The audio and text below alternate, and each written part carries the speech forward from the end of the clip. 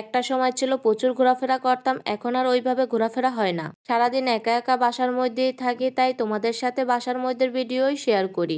যদি আমি বাইরে যেতে পারতাম বা ক্যামেরা ধরার কোনো মানুষ থাকতো তাহলে আমি ঠিকই বাইরে যেয়ে কিছু ভিডিও করতাম। আসলে ঘোরাফেরার জন্য বাসার বাইরে তেমন একটা বের হওয়া হয় না। বাসার ভিতরে যেটুকু সময় কাজকর্ম করি সেইটুকু সময় আর কি তোমাদের সাথে তুলে ধরার চেষ্টা করি।